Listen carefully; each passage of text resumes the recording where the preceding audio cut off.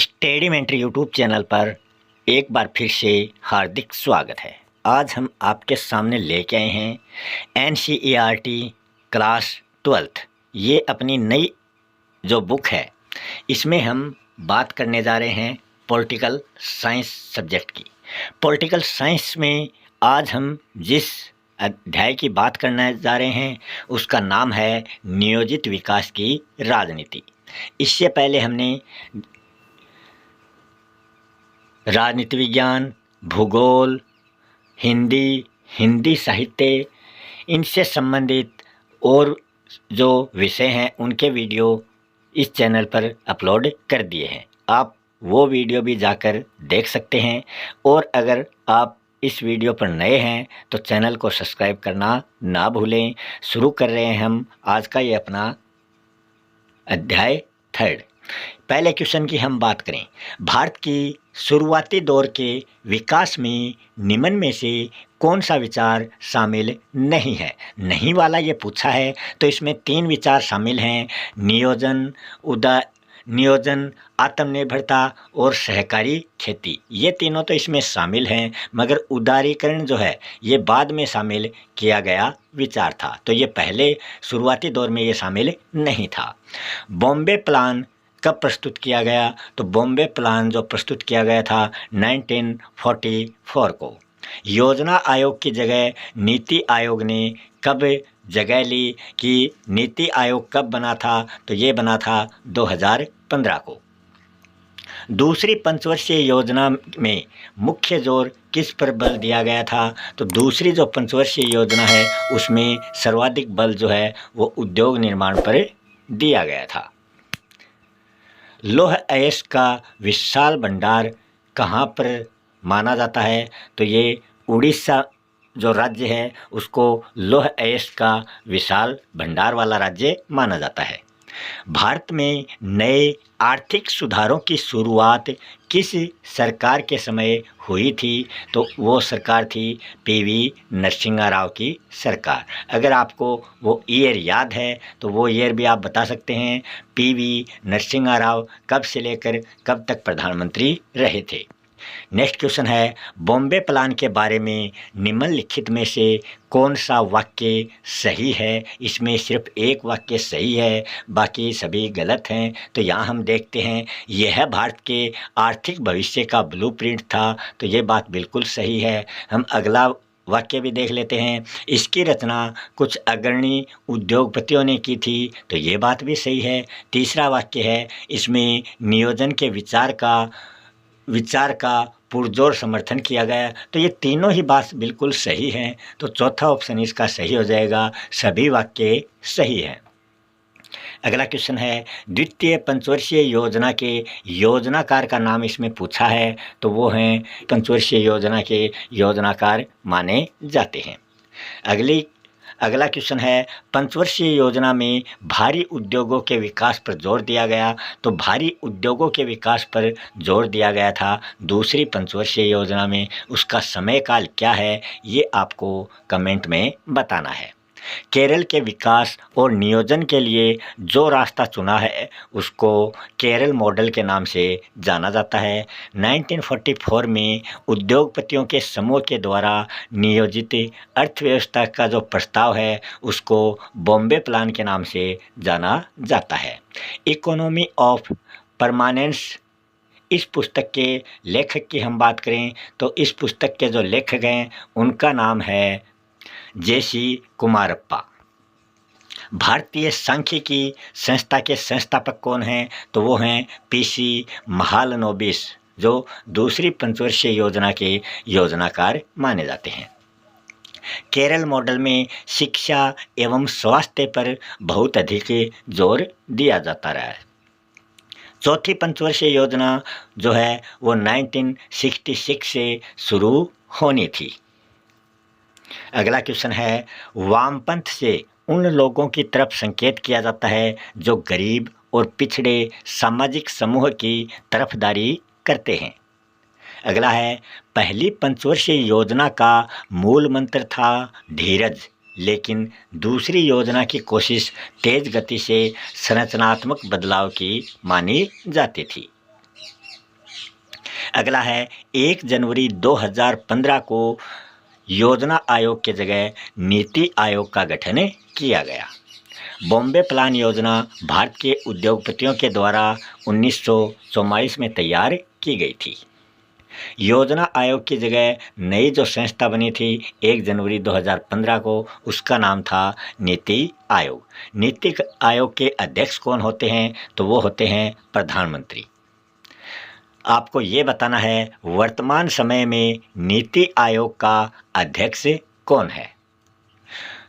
1969 में केंद्र सरकार ने कितने बैंकों का राष्ट्रीयकरण किया था? तो उस समय 14 जो बैंक हैं उनका राष्ट्रीयकरण किया गया था।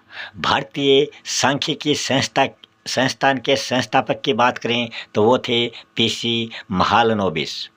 जेसी कुमारप्पा का असली नाम जो था वो था जेसी कॉर्नेलियस, तो ये इसका असली नाम था।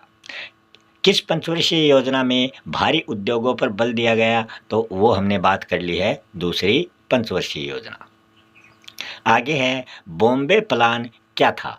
तो 1944 ईस्वी में उद्योगपतियों का एक तबका एकजुट हुआ था।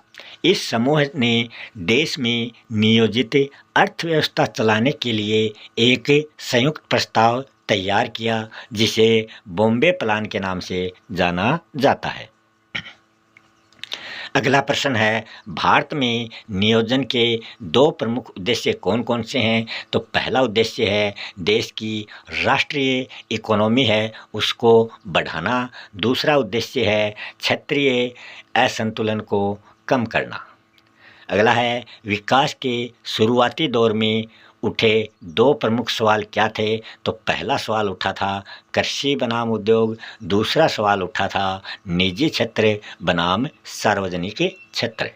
अगला क्वेश्चन है सार्वजनिक क्षेत्र का मुख्य उद्देश्य क्या है? तो इसका मुख्य उद्देश्य है आधारभूत उद्योगों का विकास करना तथा आर्थिक समानता की स्थापना करना। अगला क्वेश्चन है नियोजन में किन किन बातों को शामिल किया जाता है? तो नियोजन की यहाँ बात हो रही है तो इसमें उपलब्ध संसाधनों का सही आकलन किया जाता है। उपलब्ध साधनों के अधिकतम उपयोग हेतु इसमें योजना तैयार की जाती है और योजना का सही क्रियान्वयन भी इसके अंतर्गत किया जाता है। नेक्स्ट क्वेश्चन है वामपंथ से आपका क्या तात्पर्य है? तो इसका जवाब हो जाएगा वामपंथ उन लोगों के लिए संकेत करता है जो गरीब व पिछड़े सामाजिक समूह की तरफदारी करते हैं और इन तबकों को फायदा पहुंचाने वाली सरकारी नीतियों का ये समर्थन करते हैं। नेक्स्ट क्वेश्चन है दक्षिण पंथ से क्या आशय है? दक्षिण पंथ विचारधारा के लोगों का ये मानना है कि खुली प्रतिस्पर्धा और बाजार मूलक अर्थव्यवस्था के माध्यम से ही प्रगति संभव हो सकती है। नेक्स्ट क्वेश्चन है सार्वजनिक क्षेत्र का महत्व आपको बताना है। तो सार्वजनिक क्षेत्र के निम्नलिखित महत्व हैं। पहला है रोजगार के अवसरों में वृद्धि, दूसरा है बीमार कारखानों की पुनर्स्थापना, तीसरा है निर्यात में वृद्धि। अगला क्वेश्चन है भारत में आर्थिक सुधारों की नीति कब शुरू की? तो 1991 ईस्वी में वित्तीय संकट से उभरने एवं आर्थिक वृद्धि की उच्च दर प्राप्त करने के लिए आर्थिक सुधारों की नीति तैयार की थी। गांधीवादी आर्थिक नीतियों को लागू करने की कोशिश किसके द्वारा की गई थी? ये की गई थी जेसी कुमारप्पा के द्वारा। इकोनॉमी ऑफ परमानेंस पुस्तक के लेखक पूछ रहे हैं तो उनका नाम था जेसी कुमारप्पा। स्वतंत्रता के बाद भारत में किस प्रकार की आर्थिक नीति अपनाई गई थी? तो स्वतंत्रता के बाद, आज़ादी के बाद भारत में जो नीति अपनाई गई थी वो थी संरक्षणवाद की नीति। नीति आयोग की फुल फॉर्म यहाँ पूछी है तो नीति जो है वो क्या हो जाएगी? NITI। तो N मतलब नेशनल, I मतलब इंस्टीट्यूट, फिर T का मतलब ट्रांसफॉर्मिंग और I का मतलब इंडिया। इसको हिंदी में कहेंगे राष्ट्रीय भारत परिवर्तन संस्थान। तो यह फुल फॉर्म कई बार पूछी जा चुकी है, इसको आपको याद रखना है। योजना आयोग की स्थापना जो थी वो 1950 ईस्वी में की गई थी और 2015 ईस्वी में इसकी जगह नीति आयोग बना। भारत में नियोजन की प्रक्रिया किस देश से ली गई है? तो वो सोवियत संघ से ली गई है। पहली पंचवर्षीय योजना का कार्यकाल इसमें पूछा है तो 1951 में ये शुरू हुई थी। 1951 से लेकर 56 तक ये चली थी। पंचवर्षीय योजना में 5 वर्ष का प्लान तैयार किया जाता है। अगर आपको वीडियो अच्छा लग रहा है तो वीडियो को लाइक कर दें और अपने दोस्तों या रिश्तेदारों के साथ इसे शेयर ज़रूर करें। जो किसी भी प्रकार की प्रतियोगिता परीक्षा की तैयारी कर रहे हैं उनको इस चैनल से बहुत लाभ मिलेगा। आगे है, पहली पंचवर्षीय योजना में सर्वाधिक प्राथमिकता जो है वो कृषि क्षेत्र को दी गई थी। नेक्स्ट है, स्वतंत्रता प्राप्ति के बाद किस आर्थिक प्रणाली को भारत में अपनाया गया? तो वो आर्थिक प्रणाली थी मिश्रित अर्थव्यवस्था। नेक्स्ट क्वेश्चन है, दूसरी पंचवर्षीय योजना कब शुरू की गई? तो पहली 1956 में समाप्त होती है, तो दूसरी का समय जो है वो 1956 से लेकर 1961 तक माना जाता है। पोस्को प्लांट कौन से राज्य और खनिज से संबंधित है? तो पोस्को प्लांट जो है ये उड़ीसा राज्य से संबंधित है। और उस खनिज की बात करें जिससे ये प्लांट संबंधित है तो वो खनिज है लौह अयस्क। अगला क्वेश्चन है, स्वतंत्रता के समय भारत के सामने विकास के कौन कौन से मॉडल थे? तो उसमें एक तो था पूंजीवादी मॉडल, दूसरा था समाजवादी मॉडल। वर्तमान समय में नीति आयोग के अध्यक्ष कौन हैं? जो हमने आपसे क्वेश्चन पूछा था उसका जवाब हो जाएगा प्रधानमंत्री श्री नरेंद्र मोदी। अंतिम पंचवर्षीय योजना कौन सी थी? तो वो थी 12वीं पंचवर्षीय योजना। उसकी समयावधि क्या थी? उसकी समयावधि थी 2012 से लेकर 2017 तक, मगर 2017 से पहले ही इस पंचवर्षीय योजना को समाप्त किया गया और इसकी जगह नीति आयोग बनाया गया। नेक्स्ट क्वेश्चन है, प्रथम और द्वितीय पंचवर्षीय योजना की समयावधि बतानी है, जो हमने आपको पहले ही बता दी है। पहली का जो कार्यकाल था वो 1951 से लेकर 1956 था, दूसरी का 1956 से 1961, तीसरी का 61 से लेकर 66 हो जाएगा, फिर 66 से 69 तक वो योजना अवकाश इसमें रहा था। तो ऐसी बातें आपको याद रखनी है। और इससे संबंधित अगर आपको और भी वीडियो देखने हैं तो प्लेलिस्ट में जाकर रीड से संबंधित जो टॉपिक हैं वो आप देख सकते हैं। और अगर आपने अभी तक चैनल को सब्सक्राइब नहीं किया है तो अभी आप चैनल को सब्सक्राइब ज़रूर कर लें। अगला प्रश्न है, प्रथम पंचवर्षीय योजना का योजनाकार कौन था? तो उस समय उस योजना का जो योजनाकार था और उसमें किस क्षेत्र पर बल दिया गया? तो उसमें कृषि क्षेत्र पर बल दिया गया। उसके योजनाकार थे के.एन. राज। तो ये इसके योजनाकार हैं पहली पंचवर्षीय योजना के। और दूसरी के थे के.सी. महालनोबिस, जो दूसरी पंचवर्षीय योजना के योजनाकार थे। भाखड़ा नांगल जैसी विशाल परियोजनाओं के लिए बड़ी धनराशि कौन सी पंचवर्षीय योजना में खर्च की गई थी? तो वो थी प्रथम पंचवर्षीय योजना। अगला क्वेश्चन है, नव लोकतांत्रिक पहल नाम से अभियान कब किया गया और ये कहाँ पर चलाया गया? तो ये अभियान कब चलाया गया? ये केरल में 1987 ईस्वी से लेकर 1991 ईस्वी के बीच सरकार ने नव लोकतांत्रिक पहल नाम से एक अभियान चलाया था। केरल मॉडल से आप क्या समझते हैं? तो इसमें जवाब हो जाएगा, केरल में विकास और नियोजन के लिए जो रास्ता चुना गया है उसे केरल मॉडल के नाम से जाना जाता है। और इस केरल मॉडल में शिक्षा, स्वास्थ्य, भूमि सुधार, कारगर खाद्य वितरण और गरीबी उन्मूलन जैसी बातें हैं, उन पर अधिक बल दिया गया। अगला क्वेश्चन है, भारत में नियोजन की आवश्यकता क्यों महसूस हुई? तो इसका जवाब हो जाएगा, भारत में नियोजन की आवश्यकता मुख्य कारणों के कारण जरूरी है। वो कौन कौन से कारण हैं? पहला है, नियोजन के द्वारा आर्थिक एवं सामाजिक जीवन के विभिन्न अंगों में समन्वय स्थापित करके समाज की उन्नति की जा सकती है। दूसरा इसका कारण है, नियोजन द्वारा सामाजिक व आर्थिक विकास न्याय की स्थापना की जा सकती है। अगला इसका कारण है, समाजवादी लक्ष्यों को प्राप्त करने के लिए भी नियोजन जरूरी है। अगला इसका कारण है, संसाधनों के उचित प्रयोग, वैज्ञानिक साधनों के प्रयोग एवं राष्ट्रीय पूंजी का सही मात्रा में सदुपयोग की दृष्टि से भी नियोजन की अत्यधिक आवश्यकता मानी गई है। नेक्स्ट क्वेश्चन है, नियोजन से आप क्या समझते हैं? तो किसी भी कार्य को क्रमबद्ध व सुव्यवस्थित रूप से करने की जो प्रक्रिया है वो नियोजन कहलाती है, प्लानिंग कहलाती है। किसी कार्य को करने से पहले सोचना तथा तथ्यों को ध्यान में रखकर एक रूपरेखा ब्लूप्रिंट बना लेना, यही नियोजन कहलाता है। योजना आयोग पर आपको एक टिप्पणी लिखनी है। योजना आयोग की स्थापना जो है वो 1950 ईस्वी में की गई थी। यह एक गैर संवैधानिक संस्था थी जिसके अध्यक्ष प्रधानमंत्री होते थे।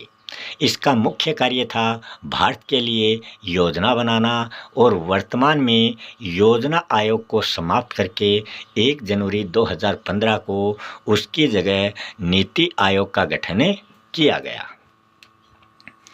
नेक्स्ट क्वेश्चन है, राष्ट्रीय विकास परिषद के मुख्य कार्य कौन कौन से होते हैं वो आपको बताना है। तो ये यहाँ मिस प्रिंट है, तो इसका जवाब हो जाएगा, राष्ट्रीय विकास परिषद के मुख्य कार्य जो हैं वो निम्नलिखित हैं। पहला कार्य है, राष्ट्रीय योजना की प्रगति पर समय समय पर विचार करना। दूसरा कार्य है, राष्ट्रीय विकास को प्रभावित करने वाली आर्थिक व सामाजिक नीतियों संबंधी विषयों पर विचार करना। और इसका तीसरा कार्य है, राष्ट्रीय योजना के निर्धारित लक्ष्यों व उद्देश्यों की प्राप्ति के लिए सुझाव देना। चौथा कार्य है, राष्ट्रीय योजना के निर्माण के लिए तथा इसके साधनों के निर्धारण के लिए पथ प्रदर्शक सूत्र निश्चित करना।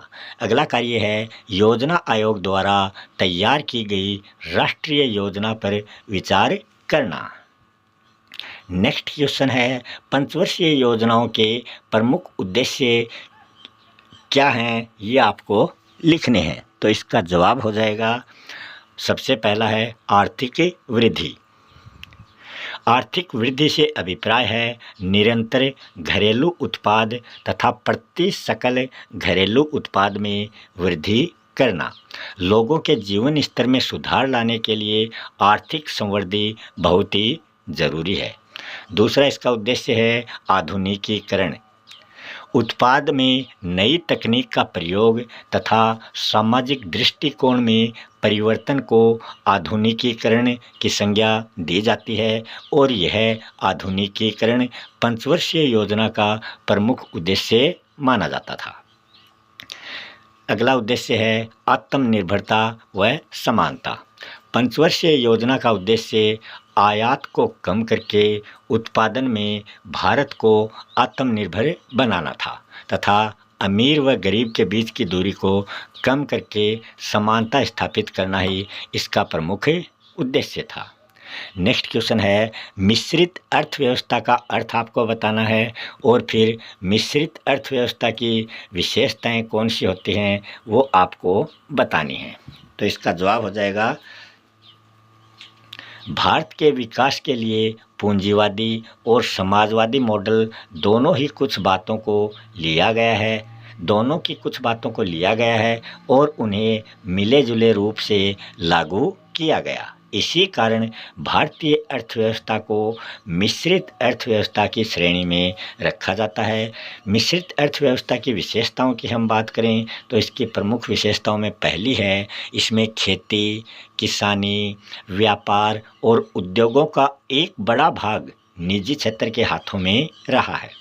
दूसरी विशेषता है राज्यों ने अपने हाथ में भारी उद्योग रखे एवं उसने आधारभूत ढांचा प्रदान किया। तीसरी विशेषता है राज्य ने व्यापार का नियमन किया तथा कृषि क्षेत्र में कुछ बड़े हस्तक्षेप किए। नेक्स्ट क्वेश्चन है दक्षिणपंथी विचारधारा क्या है? दक्षिणपंथी विचारधारा में उन दलों या लोगों को शामिल किया जाता है जिनका मानना है कि खुली प्रतिस्पर्धा और बाजार मूलक अर्थव्यवस्था के द्वारा प्रगति हो सकती है, अर्थात सरकार को अर्थव्यवस्था में गैर जरूरी हस्तक्षेप नहीं करने चाहिए। भूतपूर्व स्वतंत्र पार्टी व भारतीय राष्ट्रीय कांग्रेस को दक्षिणपंथी विचारधारा का माना जाता है। लास्ट क्वेश्चन है वामपंथी विचारधारा क्या है? इसका जवाब हो जाएगा प्रायः वामपंथी विचारधारा में उन लोगों व राजनीतिक दलों को शामिल किया गया है जो साम्यवादी या फिर समाजवादी, माओवादी और लेनिनवादी विचारधारा का समर्थन करते हैं। प्रजा, समाजवादी, फॉरवर्ड ब्लॉक आदि दल स्वयं को इसी विचारधारा के पक्षधर वाला मानते हैं तथा उस पर चलने के लिए कार्यक्रम व नीतियों का निर्माण करते हैं। ये दल प्रायः गरीब व पिछड़े वर्ग की तरफदारी करते हैं और ये इन वर्गों को लाभ पहुंचाने वाली सरकारी नीतियों का भी समर्थन करते हैं। तो इसी के साथ अपना आज का ये चैप्टर जो है यहीं समाप्त होता है। मिलते हैं अगले चैप्टर में किसी नए टॉपिक के साथ। तब तक के लिए आप सभी दर्शकों का बहुत बहुत धन्यवाद।